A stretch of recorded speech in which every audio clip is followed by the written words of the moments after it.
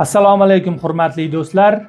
Ko'pchilikka sir emas, vatanimiz O'zbekiston ming afsuski korrupsiyaga juda botib ketgan.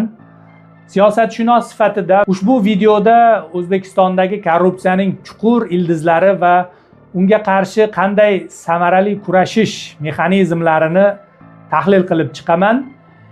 Videoni oxirigacha ko'ring, juda ko'plab haqiqatlarni eshitasiz.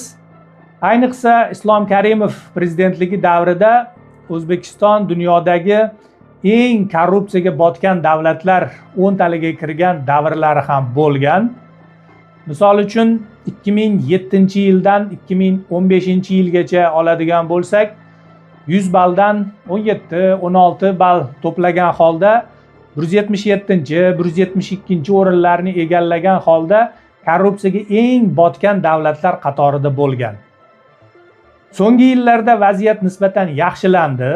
2025-yil yakuniga ko'ra 31 ball to'plagan holda 180 davlat ichida 124-o'rinni egallab turibmiz. Bu 2015-yilgacha bo'lgan davrga nisbatan yaxshiroq, lekin dunyo miqyosida oladigan bo'lsak, vaziyat hali hamon achinarli. Yana bitta dilni xira qiladigan narsa, bu so'nggi 3 yilda oz-ozdan yana pastga qarab tushishni boshlaganimiz. 2023-yil yakuniga ko'ra 33 ball to'plagan bo'lsak, 2024-yil yakuniga ko'ra 32 ball to'plagan edik. 2025-yil yakuniga ko'ra esa yana 1 ballga kamaydi, ya'ni 31 ball. So'nggi 2 yilda ketma-ket pastga qarab tushishi bizni albatta sergak torttirishi kerak. Demak, korrupsiyaga qarshi kurashning usullari haqida gaplashaylik. Dunyodagi korrupsiya eng kam davlatlarning 30 taligini oladigan bo'lsak, ularning aksariyati demokratik davlatlardir. Nega shunday? Keling, buning sababini birgalikda tahlil qilib chiqamiz. Umuman olganda, korrupsiyaga qarshi faqat ikkita yo'l bilan real kurashish mumkin. Bu Singapur tajribasi birinchisi.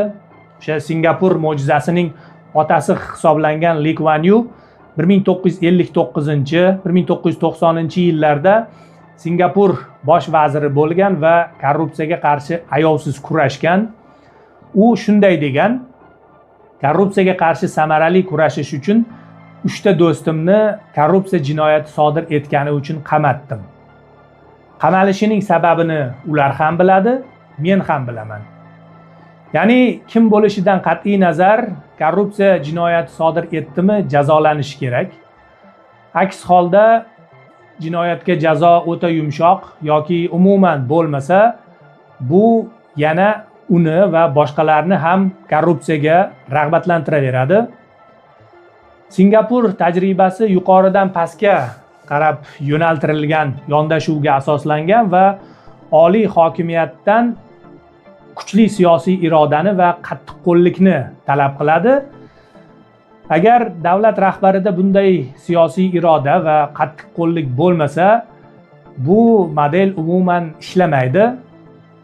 Qattiqqo'llik va kuchli siyosiy iroda bilan Lee Kuan Yew Singapurni 30 yil ichida kambag'al davlatdan boy davlatlar qatoriga olib chiqib qo'ydi. Bizda esa afsuski mustaqil bo'lganimizga 35 yil bo'ladi bu yil. Hali hanuz korrupsiyaga botgan davlatlar qatoridamiz. Ikkinchi yo'li bu haqiqiy demokratik siyosiy tizim joriy etish orqali kurashish. Agar chuqur tahlil qilib chiqadigan bo'lsak, Singapur tajribasidan ko'ra haqiqiy demokratik siyosiy tuzum O'zbekiston sharoitiga ko'proq to'g'ri keladi. Buni albatta o'ziga yarasha jiddiy sabablari bor. Singapur tajribasiga keladigan bo'lsak, Singapur kichik shahar davlat hisoblanadi. Hududi atiga 736 kilometr kvadratni tashkil etadi. Tasavvur qilyapsizmi qay darajada kichkina? Misol uchun Toshkent shahrining o'zi 631 kilometr kvadrat atrofida. Toshkent shahridan ozgina katta shahar davlatcha xolos. Bunday kichkina davlatda amaldorlar katta davlatdagidek juda ko'p emas. Davlat rahbari amaldorlarning ko'pini taniydi va nazorat qila oladi. Ular nima ishlar qilayotgani haqida xabardor bo'lib turishi imkoniyati mavjud. Ya'ni o'sha yuqoridan pastga qaratilgan yondashuv ish beradi. Siyosiy iroda bo'lsa yetarli. O'zbekiston esa 449 ming kilometr kvadrat atrofidagi hududga ega hamda bitta avtonom respublika Qoraqalpog'iston, 12 ta viloyat, Toshkent shahri, shuningdek tumanlar va ko'plab shaharlardan iborat katta davlat hisoblanadi. Davlat rahbari hech qachon mamlakatni bir o'zi boshqara olmaydi. U vazirlar va viloyat hokimlariga vakolat beradi. Ular o'z o'rinbosarlariga vakolat berishadi. Ular ham o'z navbatida turli bo'lim boshliqlari va quyida turuvchilarga vakolat berishadi. Davlat rahbari ularning hammasini bir o'zi nazorat qila olmaydi-ku. Har biriga bittadan josus qo'yib chiqa olmaydi-ku. Buning umuman iloji yo'q. Demokratik bo'lmagan boshqaruv tizimida doim senzura bo'ladi. To'g'ri, senzura darajasi yumshoq yoki mo'tadil bo'lishi mumkin, lekin baribir senzura bo'ladi. Senzura bu davlat yoki boshqa tashkilotlar tomonidan nomaqbul deb topilgan axborotlar, masalan, asarlar, maqolalar, kitoblar, filmlar va hokazolar tarqatilishini cheklash, nazorat qilish yoki taqiqlash tizimidir. Senzura bor joyda amaldorlar o'z ayblari va qonunbuzarliklarini yashirish uchun aynan o'sha qonunbuzarliklarni oshkor qilayotgan jurnalistlar va faollarga bosim qilishga, qamatishga va ularning ovozini o'chirishga harakat qilishadi. Agar bunday bo'laversa, har qanday tanqid uchun jurnalistlar, faollar va ziyolilar qamalaversa, kim ko'tarib chiqadi ommaga korrupsiya holatlarini yoki jamiyatimizdagi mavjud boshqa illatlarni? Natijada korrupsiya, poraxo'rlik, tanish-bilish ko'payaveradi. Davlat boshqaruvi sifati esa tushib boraveradi. Mamlakat esa jarga qarab ketaveradi. Tarixda bunday misollar qalashib yotibdi. Mayli, tarixni chetga qo'yib turaylikda, mana o'z ko'z o'ngimizda sodir bo'lgan yaqqol misolni olaylik. Mana bechora Suriyaning ahvoliga nima bo'ldi? Fuqarolik urushi natijasida batamom barbod bo'ldi mamlakat. Xalqi nihoyatda aziyat chekmoqda. To'g'ri, hozir ko'pchilik boshlashi mumkin bunga Amerika aybdor, Isroilning ishi bu deb. Agar chuqur tahlil qilinsa, tashqi omillar ikkinchi darajali hisoblanadi. Ichki muammolar birinchi o'rinda turadi. Rahbarlar, amaldorlar doim o'zlarining aybini yashirish uchun aybni tashqi kuchlarga ag'darishga harakat qilishadi. To'g'rida, qaysi rahbar aytadi: "Biz o'zimiz mamlakatni yaxshi boshqarmadik, korrupsiyaga qarshi kurashmadik, iqtisodni rivojlantirmadik, ish o'rinlari yaratmadik, yog'li amallarga, joylarga faqat qarindoshlarimiz va yaqinlarimizni qo'ydik. Ular bilan mamlakat boyliklarini milliardlab o'mardik" deb. Qaysi amaldor aytadi? Kim aytadi? Osongina hamma aybni tashqi kuchlarga ag'darib qo'ya qolishadi. Eng yomoni, o'z jig'ildoniga va nafsiga qul bo'lgan insonlar, ya'ni jurnalist bo'ladimi, ziyoli bo'ladimi, olim bo'ladimi, san'at vakilimi yoki diniy ulamo bo'ladimi, amaldorlarga yordam berib, xalqni shu cho'pchaklarga ishontirishga yordam berishadi va bajonidil xizmat qilishadi o'sha o'g'ri poraxo'r amaldorlarga. Oddiy xalq esa afsuski ishonib ketaveradi. Lekin oxirida jabrini kim ko'radi? Yana o'sha oddiy xalq. O'g'ri amaldorlar va ularning malaylari esa mazza qilib yashashda davom etaverishadi. Xullas, katta davlat miqyosida yuqoridan pastga buyruq berish orqali korrupsiyaga qarshi kurashishni umuman iloji yo'q. To'g'ri, Singapurga o'xshagan kichik shahar davlatchada ish berishi mumkin, lekin unda ham kuchli siyosiy iroda va qattiqqo'llik bo'lsagina. Bo'lmasa ishlamaydi.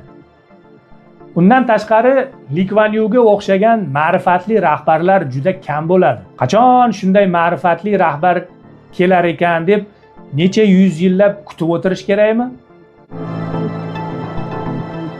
Keling endi shu yerda birgalikda demokratik siyosiy boshqaruv va undagi siyosiy tizimning ishlashini tahlil qilib chiqamiz. Demokratik tizimlarda hokimiyat 3 ga bo'linadi. Barcha hokimiyat bir kishining qo'lida bo'lmaydi. Demokratiya paydo bo'lishidan oldin ko'plab davlatlarda mutlaq monarxiya tizimi hukmron bo'lgan. Mutlaq monarxiya tizimida ko'rib turganingizdek taxt otadan o'g'ilga, keyin esa nevaraga, keyin chevaraga meros bo'lib qolaveradi. Bunda mamlakatdagi butun siyosiy hokimiyat monarxning, ya'ni shohning qo'lida bo'ladi. Qonun chiqarish, soliqlar joriy etish, qozi yoki sudyalarni tayinlash, armiya, militsiya hammasi shohga bo'ysunadi. Shohning hukmronlik muddati cheklanmaganligi uchun o'lguncha mamlakatni boshqarishga harakat qilgan. To'g'ri, kuchli, bilimli, qobiliyatli, davlat va mamlakat ravnaqini o'ylagan shohlar bo'lgan. Lekin ularning farzandlari yoki nevaralari ko'p hollarda ayshu ishratga berilgan, davlat boshqaruviga jiddiy e'tibor qaratmagan. Otasi o'lganda ko'plari yosh bo'lgan yoki davlatni boshqarishga tayyor bo'lmagan. Natijada boshqaruv sifati tushib ketib, mamlakat jar yoqasiga kelib qolgan holatlar juda ko'p bo'lgan. Endi o'sha monarxiya tizimida so'z va matbuot erkinligi bo'lmaganligi uchun davlat mulkini talon-taroj qilish holatlarini hech kim fosh etishga jur'at eta olmagan. Chunki salgina tanqid uchun qamab yoki o'ldirib yuborishlari mumkin edi. Undan tashqari sud tizimi shohga to'liq bo'ysungani uchun qozi kalon yoki sudyalarning eng kattasi shohga manzur bo'ladigan hukmni chiqarishga harakat qilgan. Adolatsiz bo'ladimi, qonunga xilof bo'ladimi farqi yo'q. Lekin demokratik siyosiy tizimda esa unday emas. Mana jadvalda ko'rishingiz mumkin. Hokimiyat 3 ga bo'linadi. Mustaqil parlament, ya'ni qonun chiqaruvchi hokimiyat, Oliy Majlis, Kongress, Duma yoki Rada va hokazo boshqa nomlar bilan ataladi, endi o'sha mamlakatga qarab.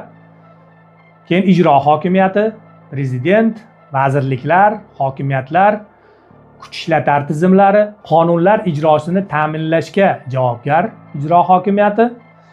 Endi 3-chi hokimiyat bu mustaqil sud hokimiyati. Ya'ni o'sha ishlarni ko'rib chiqayotganda ularning qonuniy yoki noqonuniyligiga qarab hukm chiqarish. Ya'ni yuqoridan kelgan buyruqqa asosan emas, aynan qonun nima desa shunga asosan. Mana shuni qonun ustuvorligi deyiladi. Endi demokratik tizimda norasmiy 4-chi hokimiyat ham bor. Bu ommaviy axborot vositalari hisoblanadi. Aynan jurnalistlar jamiyatdagi turli illatlar va qonunbuzarliklarni, korrupsiya va davlat mulkini o'marish holatlarini taftish qilib, uni keng jamoatchilikka olib chiqishadi. Albatta, amaldorlar, vazirlar, hokimlar va boshqalar ishni bosti qilishga, jurnalistga bosim qilishga va hattoki qamatib ovozini o'chirishga harakat qilishadi. Agar sud tizimi ijro hokimiyatidan mustaqil bo'lsa, ya'ni o'sha yuqoridan tushgan buyruqqa asosan emas, qonunga asosan hukm chiqaradi va jurnalistni oqlaydi, agar jurnalist qonunni buzmagan bo'lsa. Aks holda jurnalist qamalib ketaveradi va korrupsionerlar xohlaganini qilaveradi. Xuddi shu narsa o'g'ri amaldorlarga ham tegishli. Sud tizimi ijro hokimiyatidan mustaqil bo'lsa, qonunga asosan hukm chiqaradi. Agar mustaqil bo'lmasa sud tizimi, ya'ni tepadan tushgan buyruqqa asosan o'g'ri amaldorga marhamat ko'rsataveradi. Xuddi shu narsa olimlar va mutaxassislarga ham tegishli. Bilimli va vijdonli olim yoki mutaxassis albatta jamiyatda mavjud illatlar va zararli amaliyotlarni tanqid qilib, maqola yoki kitob yozishi yoki bo'lmasa o'sha ommaviy axborot vositalari orqali tanqidiy fikr bildirishi mumkin. Albatta, tanqidga uchragan soha mas'ullari muammoni emas, aynan tanqidiy materialni va olim yoki mutaxassisni o'zini bartaraf qilishga harakat qilishadi. Tasavvur qiling, agar 1937-38 yillarda SSSRda demokratiya va mustaqil sud tizimi bo'lganda edi, ko'plab jadid ziyolilarimiz Abdulla Qodiriy, Cho'lpon, Usmon Nosir, Abdurauf Fitrat, Munavvar qori Abdurashidxonov va boshqalar noqonuniy qatag'on qilinmagan bo'lardi va millatimiz hamda davlatimiz ravnaqi uchun ko'plab ijobiy ishlarni qilishgan bo'lardi yana. Mana endi tushundingizmi, nima sababdan G'arbning demokratik davlatlari ilm-fan sohasida dunyoda yetakchilik qilishmoqda? Chunki ularning olimlari qonunni buzmasa, tanqidiy maqola yoki kitob uchun qamalmaydi yoki otilmaydi. Diktaturalarda esa 10 kishidan ikkitasini otib tashashadi, ikkitasini qamoqqa tiqishadi, bo'ldi. Qolgan 6tasi qisib yuradi. O'zlarini allaqanday bir jinnig'inni mavzular bilan chalg'itib yuraverishadi. Endi mustaqil sud tizimining iqtisodiy rivojlanishdagi o'rni ham juda beqiyos. Endi mana o'z tajribamizdan bilamiz-ku, hokimiyat yoki prokuraturaning departamentlari biron bir tadbirkorning biznesini o'sha buyruqbozlik bilan yo'q qilib yuborganini. Butun umr qurgan biznesidan ayrilgan tadbirkorlar yurak xurujidan o'lib ketgan holatlarini qanchasini eshitganmiz. Agar mustaqil sud tizimi bo'lsa, tadbirkor qonunni buzmagan bo'lsa, sud albatta uni oqlab hukm chiqaradi. Mana endi tushungandirsiz nima sababdan G'arb davlatlari iqtisodi rivojlangan. O'sha ko'pchilik o'zbekistonliklar ishlagani ketgisi keladi AQSh va Yevropaga. U yerda mana 100 yil va undan oldin tashkil topgan gigant kompaniyalar ishlab yotibdi. Davlat byudjetiga qanchadan qancha soliq tushumlari keltiradi, qanchadan qancha ish o'rinlari yaratib, odamlarni ish bilan ta'minlaydi. Bizdagi ishsizlikning eng asosiy sababi ham aynan iqtisodimizning rivojlanmaganligida. Mustaqil sud tizimi yo'q joyda iqtisod gullab yashnamaydi, ish o'rinlari yaratilmaydi. Natijada xalqimiz boshqa davlatlarda tirikchilik uchun oilasidan, vatanidan uzoqlarda ish izlab tirikchilik qilishga majbur. Albatta, biznesmenlar ham farishta emas. O'z shaxsiy manfaatini ko'zlab qonunlarni toptab, dunyoni yevorishga, yutvorishga tayyor turgan biznesmenlar qancha. Aynan ana shunday biznesmenlarni vaqtida jazolash va tiyib turish uchun ham kerak mustaqil sud tizimi. Aks holda biznesmen sudyani o'ziga pora berib yoki biron katta amaldorga katta pora berib, sudyaga bosim qilib, o'ziga kerakli, ya'ni manfaatli hukmni chiqartirib olaveradi. To'g'ri, demokratiyalarda ham bor poraxo'r sudyalar. Lekin u yerda so'z va matbuot erkinligi bo'lganligi uchun sudya pora olib noxolis hukm chiqarsa, norozi bo'lgan tomonlar gazeta, jurnallarga, ijtimoiy tarmoqlarga chiqarib, jurnalistlar orqali jar solishadi butun mamlakatga. AQSh va Yevropada pora olgani uchun qamalgan sudyalar ham bo'lgan. Yo'q emas. Demokratiya samarali ishlashi uchun eng zarur shartlardan biri bu siyosiy partiyalar erkinligi hisoblanadi. Agar u bo'lmasa, demokratiya ishlamaydi. Xalq ichidan chiqqan mutaxassislar yoki olimlar o'zlarining g'oyaviy qarashlariga asosan siyosiy partiyalar tuzadilar yoki dasturi ularning dunyoqarashiga mos keladigan partiyalarga a'zo bo'ladilar. O'z g'oyalarini targ'ib qilib, saylovlarda qatnashishlari, mahalliy kengashlar a'zoligiga, Oliy Majlis deputatligiga, senatorlik yoki prezidentlikka saylanishlari mumkin. Faqat asosiy sharti ularning barcha harakatlari va amaliyotlari tinch yo'l bilan hal qilishga asoslangan bo'lishi shart. hech qanday kuch ishlatish va zo'ravonlikka yo'l qo'yilmaydi. Tamom vassalom. Turli siyosiy partiyalar vakillari parlament saylovlarida ishtirok etib, agar ularning dasturlari xalqqa ma'qul kelsa, deputatlikka saylanishadi. Deputatlik shunchaki ramziy lavozim emas aslida. Bir ovozdan har qanday qonun loyihasini ma'qullayveradigan. Parlamentning, ya'ni Oliy Majlisning mamlakat taraqqiyotida tutadigan o'rni juda ham muhim. Oliy Majlis deputatlari mamlakat ijtimoiy, iqtisodiy va har tomonlama rivojlanishi uchun kerak bo'lgan qonunlarni yaxshilab ko'rib chiqib, keyin ovozga qo'yish orqali qabul qilish kerak. Bizdagiga o'xshab tepadan tushirilgan qonun yoki budjet loyihasiga bir ovozdan ha deyavermasdan. Xullas, parlament qog'ozda emas, amalda mustaqil bo'lishi uchun eng asosiy shart bu siyosiy partiyalar erkinligi hisoblanadi. Agar siyosiy partiyalar erkinligi bo'lmasa, parlament ijro hokimiyatidan mustaqil bo'lmaydi. Chunki ijro hokimiyati o'zi tuzgan qo'g'irchoq partiyalar orqali tanqidiy fikrlamaydigan, sodiq nomzodlarni tanlab olib, ularni saylovlarda yutishiga sharoit yaratib beradi.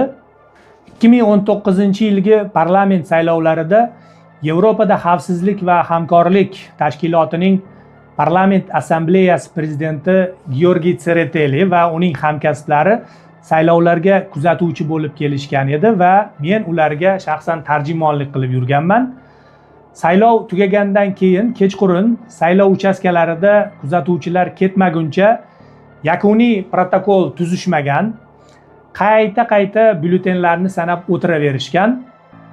Xalqaro kuzatuvchilar keyin biz ketmagunimizcha baribir yakuniy xulosani chiqarishmaydi deb soat 22:00 lar atrofida keta qolamiz deyishgan. Endi kuzatuvchilar ketgandan keyin esa nima qilishgan bo'lsa o'zlari bilishadi. O'sha Stalin aytganidek, qanday ovoz berishgani muhim emas, muhimi qanday sanalganida. Soliqlarni joriy qilish ham parlamentning vakolati hisoblanadi. Ijro hokimiyati xohlagancha soliq joriy qila olmasligi kerak. Aks holda soliqlar benihoya ko'payib yoki ko'tarilib, iqtisodning rivojlanishiga to'siq bo'lishi mumkin. Agar haqiqiy parlament bo'lmasa, soliqlarning turlari ham juda ko'payib ketadi. Chunki ijro hokimiyati vakillari sarf xarajatlarini o'zlari xohlagancha belgilashga harakat qilishadi. Masalan, eslang, tarix darslaridan bilamiz-ku, mana xonliklar davrida soliqlarning qanaqa turlari bor edi. Tutun solig'i va yana allambalo turli soliqlar. Parlament esa bahs, munozaralar va ovoz berish orqali faqat eng kerakli ishlar uchun pul ajratadi va ijro hokimiyati tomonidan soliq to'lovchilarning pullarining samarali ishlatilishini va talon-taroj qilinmasligini nazorat qiladi. Parlamentning yana bir eng muhim vazifalaridan biri bu ijro hokimiyati vakillari faoliyatining qonuniyligini nazorat qilish. Impeachment yoki ishonchsizlik votumi deb ataladigan jarayon bor. Prezidentlik yoki o'sha parlament boshqaruviga qarab, bu jarayonning eng asosiy vazifasi agarda prezident, vazirlar, hokimlar yoki hatto sudyalar o'z shaxsiy manfaatini ko'zlab qonunni buzadigan bo'lsa, uni lavozimidan bo'shatish jarayonidir. Ya'ni hech kim qonundan ustun bo'lishi kerak emas. Qonun oldida hamma teng. Kim bo'lishidan qat'iy nazar. Faqat mana shu narsa ishlasagina qonun ustuvorligi ta'minlanishi mumkin.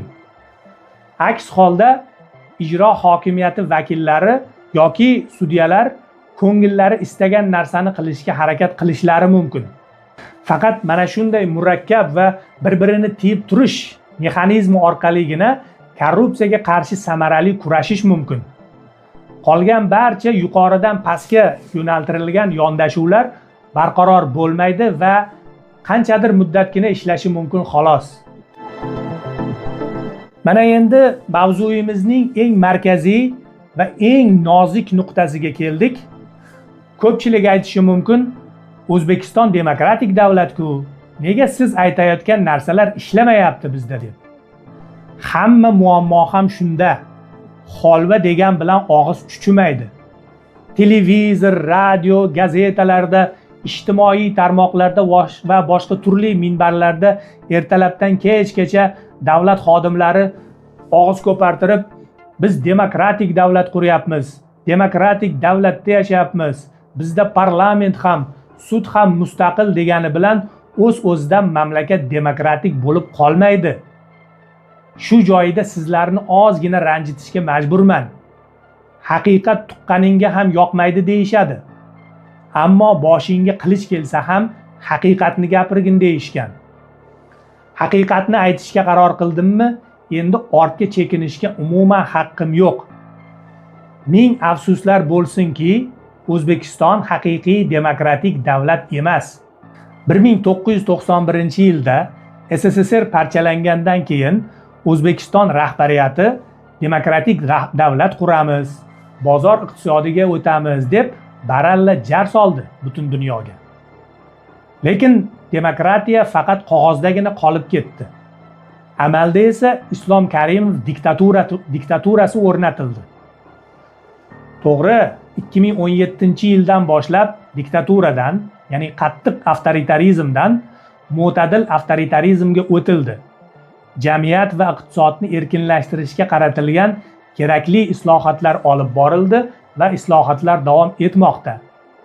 Lekin baribir mamlakatimiz siyosiy tizimini tahlil qilib chiqadigan bo'lsak, afsuski avtoritarizmligicha qolmoqda. Haqiqiy demokratiya sari yo'naltirilgan chuqur siyosiy islohotlar afsuski amalga oshirilmayapti. Keling endi avtoritarizm nima va uning ishlash mexanizmi qanday ekanligini birgalikda tahlil qilib chiqamiz. Avtoritarizm bu shunday tuzumki, unda hamma muhim qarorlarni faqat bir kishi yoki kichik bir guruh chiqaradi. Mana shu sxemada avtoritar boshqaruv tizimining ishlashini ko'rib turibsiz. Eng birinchi ko'zga tashlanadigan narsa bu siyosiy partiyalar erkinligining yo'qligi. To'g'ri, aytishingiz mumkin, O'zbekistonda 5 ta siyosiy partiya bor-ku deb. Mavjud 5 ta partiyaning barchasi ijro hokimiyati tomonidan tuzilgan, xalq tomonidan emas. Shu partiyalarning 4 tasi birinchi ma'muriyat, ya'ni Islom Karimov davrida tuzilgan, Ekopartiya esa ikkinchi ma'muriyat davrida tuzildi. Buning isboti sifatida bir nechta faktlarni keltiraman. Masalan, tashabbuskorlarning kimligi muhim rol o'ynaydi. Eng katta isbot bu partiyalarni kimlar tashkil qilgani va ularga kimlar rahbarlik qilishida. Xalq demokratik partiyasini olaylik. U bevosita O'zbekiston Kommunistik partiyasining negizida Islom Karimov boshchiligidagi qurultoyda tashkil etilgan.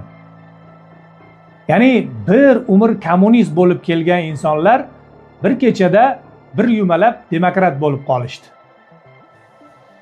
O'zLiDeP 2003-yil tuzilgan.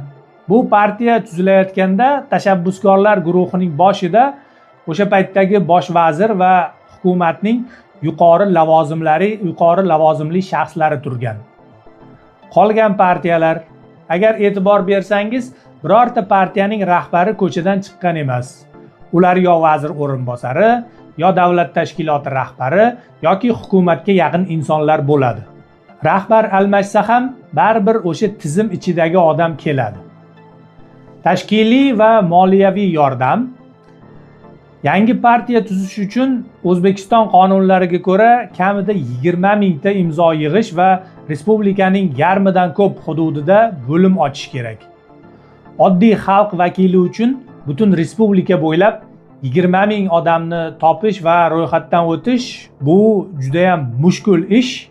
Ammo davlat tomonidan partiyalar tashkil etilganda ularga bir zumda binolar berilgan, televizor va radiolarda chiqishlar tashkil qilingan va davlat idoralari orqali a'zolar yig'ilgan. Buni ma'muriy resurs deyishadi, ya'ni hokimiyatning kuchi bilan ishni bitirish. yoki birorta mustaqil partiyaning ro'yxatdan o'ta olmayotgani mana shu eng kuchli isbot hisoblanadi. O'zbekiston rahbariyati 2019-yilning oxirida biz o'zimizni ichimizdan chiqqan muxolifatga qarshi emasmiz, faqat chet eldagi muxolifatga qarshimiz degan edi. Shunga asoslanib so'nggi 5-6 yil ichida professor Xidirnazar Allaqulov o'z tarafdorlari bilan bir necha marta Haqiqat va taraqqiyot siyosiy partiyasini tuzib, ro'yxatdan o'tkazishga harakat qildi. Ular imzolar yig'ishdi, hujjat topshirishdi, lekin Adliya vazirligi imzolar qalbaki, ana u yerda xato bor deb har xil bahonalar bilan ro'yxatdan o'tkazmadi.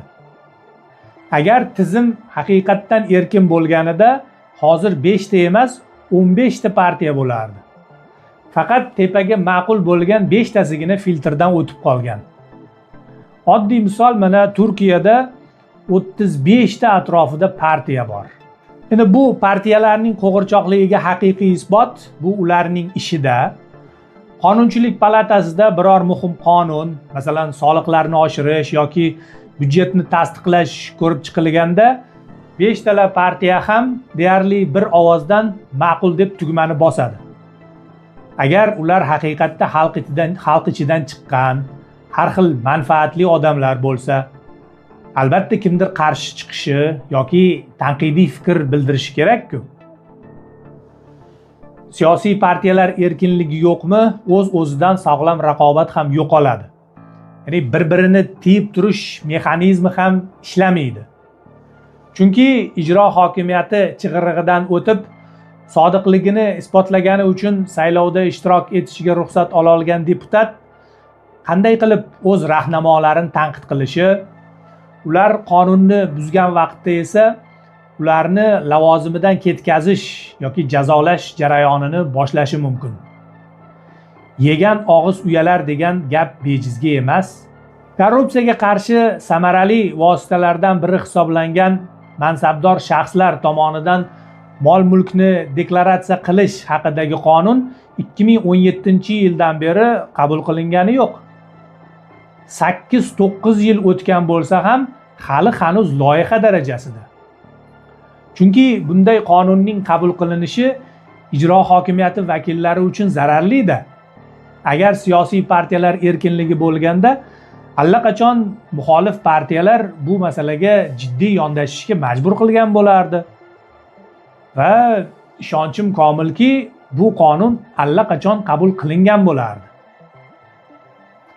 Xo'p, endi so'rashingiz mumkin, ro'yxatdan o'tkazib yuborsa nima bo'ladi partiyalarni deb. Endi ro'yxatdan o'tmagan holatida oliy hokimiyatni va boshqa amaldorlarni ayovsiz tanqid qilib kelayotgan partiya vakillari, tasavvur qiling, Oliy Majlis saylovlarida deputatlikka nomzodini qo'ysa yoki prezidentlik saylovlarida nomzodini qo'ysa nima bo'ladi, tasavvur qilyapsizmi? Albatta, saylovchilarning ko'pchiligi ularga ovoz beradi. Agar ana shunday erkin fikrlaydigan deputatlar Oliy Majlisda ko'p bo'lsa, bilasizmi nima bo'ladi? Ijro hokimiyati vakillarini tinmay tanqid qilib, korrupsiya va poraxo'rlik holatlarini taftish qilishni talab qilib bong uraversa, vazirlar va quyi pog'onadagi amaldorlar albatta har bir qadamini o'ylab bosishga, korrupsion amallarini iloji boricha yashirishga, ya'ni bekitib amalga oshirishga harakat qilishadi. Ochilib qolsa ishdan ketishga majbur bo'lishadi va jazo olishadi.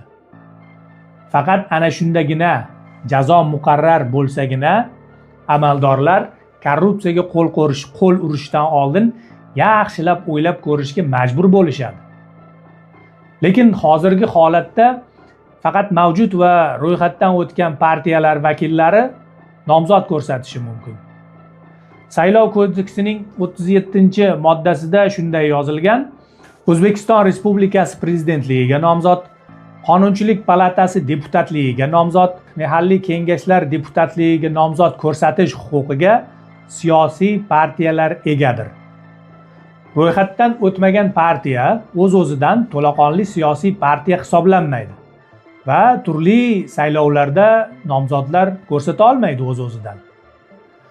Bu degani faqat ro'yxatdan o'tgan siyosiy partiyalar vakillari saylovlarda nomzodini qo'yishi mumkin.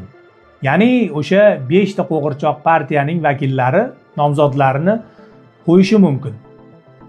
Haqiqiy demokratik davlatlarda esa siyosiy partiya tuzish va uni ro'yxatdan o'tkazish jarayoni ancha osonlashtirilgan. Faqat shundagina haqiqiy siyosiy raqobat bo'lishi mumkin va hokimiyatlarni bir-birini tiyib turish mexanizmi ishlaydi.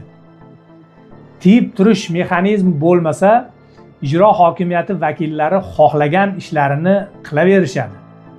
Demak, endi mamlakatimiz siyosiy tizimi demokratik emasligiga jiddiy masala bu o'sha sud tizimimiz mustaqil emasligini qayerdan bilishimiz mumkin? Bu endi shunchaki oddiy masala emas. Oddiy inson konstitutsiyani o'qib chiqib ham buni sezmasligi, tushunmasligi mumkin. Chunki konstitutsiyamizning sud hokimiyati haqidagi bobida, ya'ni 136-moddasida shunday yozilgan. Sudyalar mustaqildirlar, faqat konstitutsiya va qonunga bo'ysunadilar. Sudyalarning odil sudlovni amalga oshirishga doir faoliyatiga har qanday tarzda aralashishga yo'l qo'yilmaydi va bunday aralashish qonunga muvofiq javobgarlikka sabab bo'ladi. Demak, mana ko'rdingiz, konstitutsiyamiz bo'yicha sudyalar mustaqil, lekin amaldachi? Buni tushunish uchun konstitutsiyamizning O'zbekiston Respublikasi prezidenti haqidagi bobning 109-moddasining 13-14 bandlarini ko'rib chiqamiz. Demak, u yerda shunday yozilgan. Demak, 13-bandda O'zbekiston Respublikasi prezidenti O'zbekiston Respublikasi Oliy Majlisining Senatiga, O'zbekiston Respublikasi Konstitutsiyaviy sudi, O'zbekiston Respublikasi Oliy sudi, O'zbekiston Respublikasi Sudyalar Oliy kengashi tarkiblariga nomzodlarni, shuningdek, O'zbekiston Respublikasi Markaziy banki boshqaruvining raisi, Respublika korrupsiyaga qarshi kurashish organining rahbari va Respublika monopoliyaga qarshi organining rahbari lavozimlariga nomzodlarni taqdim etadi. 14-bandda mana bunday yozilgan: O'zbekiston Respublikasi prezidenti O'zbekiston Respublikasi Sudyalar Oliy kengashining taqdimiga binoan viloyatlar va Toshkent shahar sudlari raislarini va rais o'rinbosarlarini, O'zbekiston Respublikasi harbiy sudi raisini tayinlaydi va lavozimidan ozod etadi. To'g'ri, hatto AQShdek demokratik davlatda ham Oliy sud sudyalarini AQSh prezidenti tayinlaydi. Lekin keyin Senat tasdiqlashi kerak. AQShda siyosiy partiyalar erkinligi borligi uchun senatorlar yoki demokrat yoki respublikachi bo'lishadi. Agar AQSh prezidenti Oliy sud sudyasini tayinlagan paytda o'z partiyasidan ko'proq senatorlar bo'lsa, tayinlash osonroq kechadi. Ammo muxolif partiyadan senatorlar ko'proq bo'lsa, nomzodni qattiq chig'iriqdan o'tkazishadi. Hattoki tasdiqlamaslari ham mumkin. 100 ta senatordan 51 tasi qarshi ovoz bersa bo'ldi.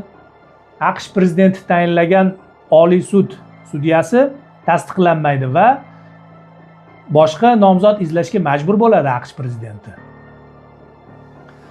AQSh senatida demokratlar va respublikachilar bir-biriga muxolif bo'lgani uchun AQSh prezidenti tayinlagan sudya hattoki ovozga ham qo'yilmasligi mumkin. AQSh senatida shunday jarayon borki, unga ko'ra senatdagi ko'pchilik yetakchisi yalpi majlis kun tartibini nazorat qiladi va tayinlov masalasini yalpi majlis kun tartibiga kiritishdan bosh tortishi ham mumkin. 2016-yilning 16-martida o'sha paytdagi AQSh prezidenti Barak Obama o'sha yilning fevral oyida vafot etgan sudya Antonin Scalia o'rniga katta sudya Merrick Garlandni tayinlaydi. Lekin u paytda AQSh senatida respublikachi senatorlar ko'p bo'lgani uchun senatdagi ko'pchilik yetakchisi Mitch McConnell yalpi majlis kun tartibiga kiritishga ruxsat bermaydi. Natijada 2017-yilning 3-yanvar sanasiga kelib Merrick Garlandning nomzodlik muddati tugaydi.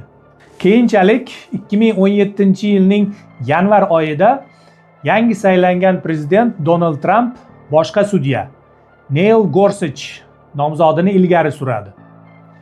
7-aprel kuni bo'lib o'tgan ovozga qo'yishda 54 ga 45 nisbat bilan Neil Gorsuch nomzodi tasdiqlanadi. Barcha respublikachilar va hattoki 3 ta demokrat senator ham ha deb ovoz beradi uning nomzodiga. Haqiqiy demokratik tizimda tiyib turish mexanizmi mana shunday ishlaydi. AQSh prezidenti o'zi xohlagan va o'ziga sodiq insonning nomzodini bemalol o'tkazib, sud tizimini o'ziga sodiq insonlar bilan to'ldira olmaydi.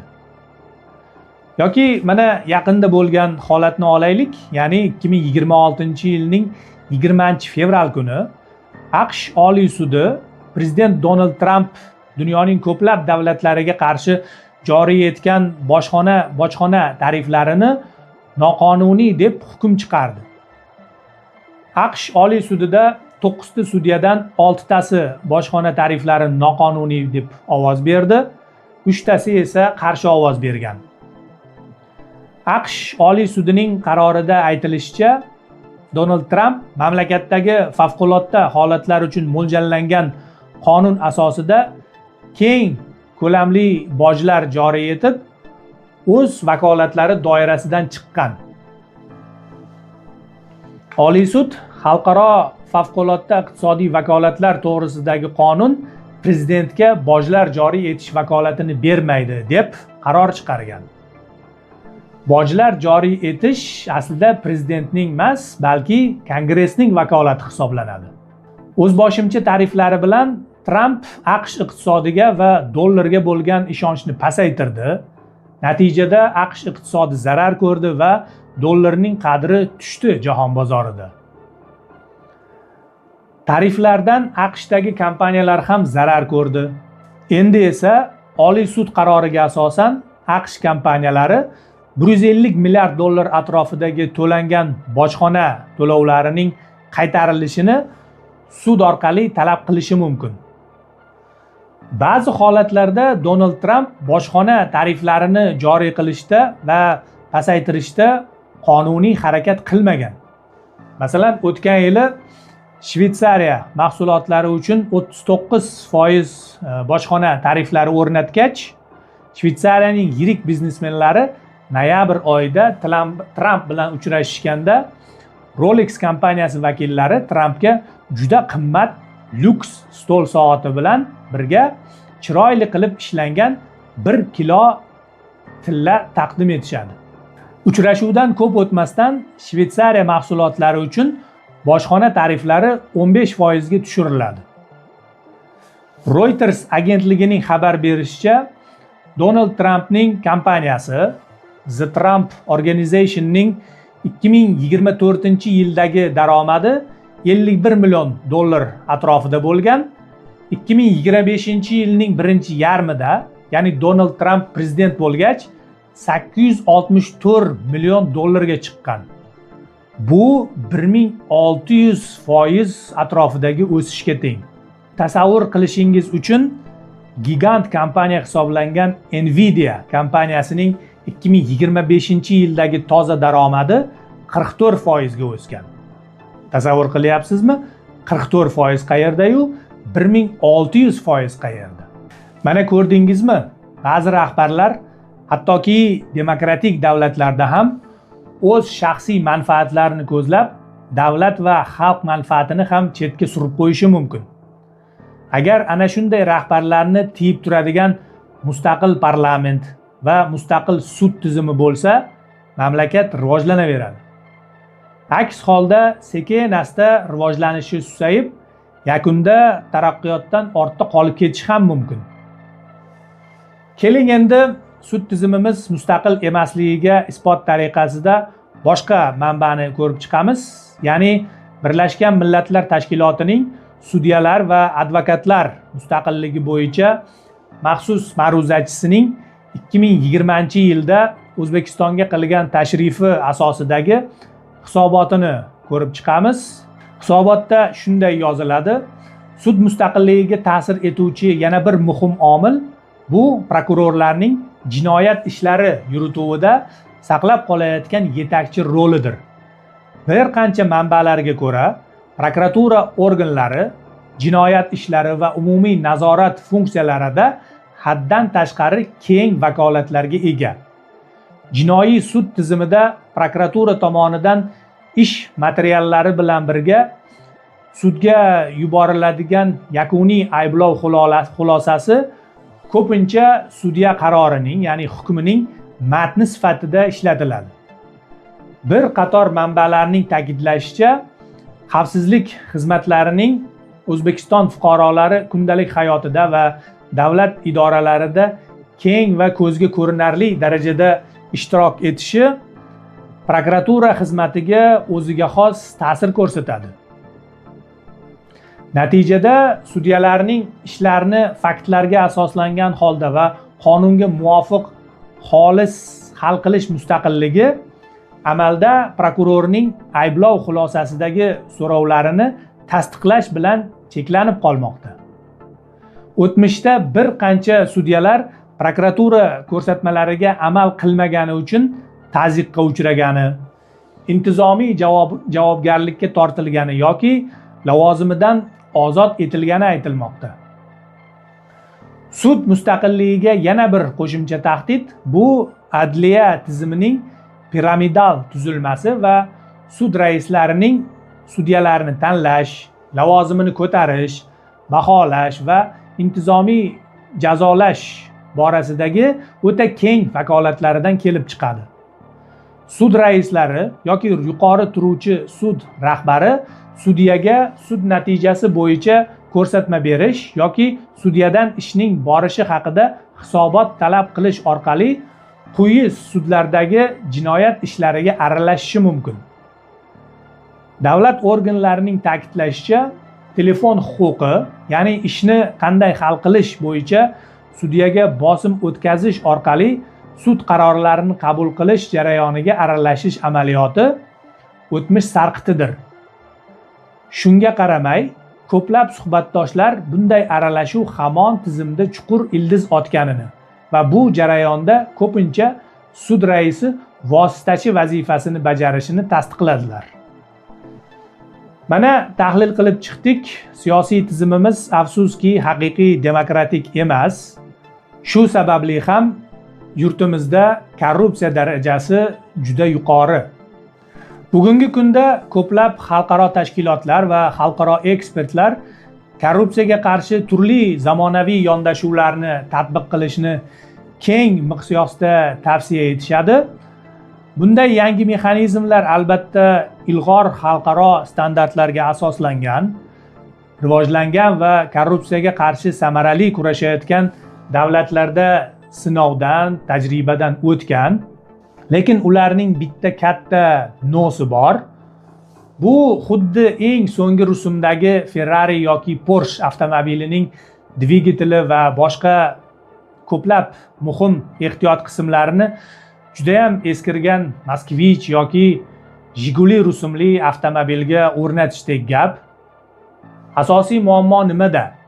Aytaylik, korrupsiyaga qarshi eng ilg'or amaliyotlardan biri bo'lgan compliance va ichki nazorat usullari O'zbekistonga tatbiq etildi deylik. Lekin bir necha yildan keyin oliy hokimiyatdagi siyosiy iroda o'zgarib yoki susayib, davlat mulkini o'margan amaldorlarga nisbatan qat'iy choralar qo'llash yumshatilsa-chi? Tepadan shunday buyruq tushsa-chi? O'z-o'zidan mustaqil bo'lmagan sud tizimi sudyalari qonunga asosan emas, tepadan kelgan buyruqqa asosan hukm chiqarishga majbur bo'lishadi. Aytmoqchimanki, yuqoridan pastga qarab yo'naltirilgan amaliyotlarning davomiyligi uzoq bo'lmasligi mumkin. istalgan paytda siyosiy iroda yo'qolsa va tepadan buyruq tushsa, pastki pog'onadagilar o'sha buyruqqa asosan harakat qilishga majbur bo'ladi. Demokratik tizimda esa sud tizimi mustaqil bo'lgani uchun sudyalar yuqoridan keladigan buyruqqa asosan emas, balki qonunga asosan hukm chiqarishadi. Ana shundagina qonun ustuvorligi ta'minlanishi mumkin. Sud tizimi mustaqil bo'lmasa, ming qonunlar zo'r bo'lsa ham baribir ishlamaydi. Bitta buyruq bilan ularni bemalol chetlab o'tish mumkin bo'ladi. Shu sababli ham 2017-yildan boshlangan islohotlarni davom ettirgan holda chuqur siyosiy islohotlarni ham amalga oshirib, haqiqiy demokratik siyosiy tizim tomon harakat qilishimiz zarur. O'zbekiston hukumatı korrupsiyaga samarali va haqqoniy kurashish niyatida bo'lsa, yechim bitta va yagona: haqiqiy demokratik siyosiy tizim. Tamom vassalom.